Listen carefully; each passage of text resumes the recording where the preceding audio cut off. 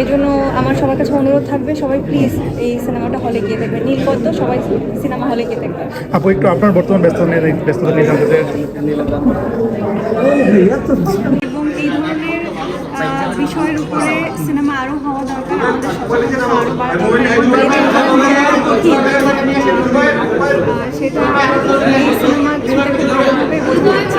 আমরা যারা অনেক প্রোটেক্টেড লাইফ লিড করি, আমরা যারা আমাদের আলহামদুলিল্লাহ থাকার ভালো জায়গা আছে, খাওয়ার জন্য যথেষ্ট খাবার আছে, মাথার উপরে অভিভাবক আছে, যেসব মেয়েদের এটা নেই তাদের জীবন কত কঠিন আমরা তো আসলে বুঝি না। তো এই সব সিনেমা দেখলে আমাদের রিয়েলাইজেশন সচেতনতা বাড়বে, হয়তো বা এইসব ক্ষেত্রে অবদান রাখারও জন্য বিবেক হয়তো বা আমাদের মধ্যে তৈরি হবে। আমরা আসলে যেটা ফেস করি না সেই জিনিসগুলোর কঠিনতাটা তো আমরা বুঝি না। সো হ্যাঁ, আমার খুবই ভালো লেগেছে।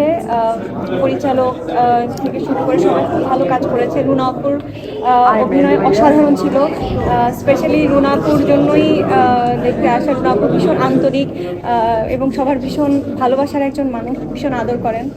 তো রুনা আপুর অভিনয়ের পারফরমেন্স সবকিছু মিলে খুব ভালো লেগেছে। আপু, যারা দর্শক আছে, যারা আসলে মূলত নীলপদ্ম দেখেন, যেহেতু প্রিমিয়ারে আপনারা দেখলেন, তারা আসলে কেন দেখবে, কি আসলে জায়গাটা থেকে মানবিকতার জায়গা বা মানবতার জায়গা, সোশ্যাল অ্যাওয়ারনেস মেসেজ পাচ্ছেন কিনা, আসলে দর্শকরা পাবেন কিনা? অবশ্যই সোশ্যাল অ্যাওয়ারনেস নিয়ে অনেক বড় একটা মেসেজ এখানে দেওয়া হয়েছে। তো আমি সবাইকে অনুরোধ করব, প্লিজ হলে গিয়ে সিনেমাটা দেখুন। অনেক ধুমধারাক্কা নাচ গানের সিনেমা, সেগুলোরও দরকার আছে অবভিয়াসলি, আমরা সেগুলো দেখে থাকি, কিন্তু পাশাপাশি এমনও কাজ আমাদের দেখা উচিত যেগুলো বিবেককে নাড়া দেয়, যেগুলো আমাদের মধ্যে কিছু বিবেক আরও তৈরি করে। ওই যেটা বললাম যে আমরা তো অনেক ব্লেসড, আমরা সব ধরনের স্ট্রাগল বা অবস্ট্যাকলস সম্পর্কে আমাদের ধারণা নেই। তো এই চলচ্চিত্রগুলো হচ্ছে সেই সব মানুষদের জীবনের সংগ্রাম সম্পর্কে জানান যায় আমাদেরকে, এবং আমরা হয়তো বা এ থেকে আরও সচেতন হতে পারবো এই ধরনের সিনেমা দেখার মাধ্যমে।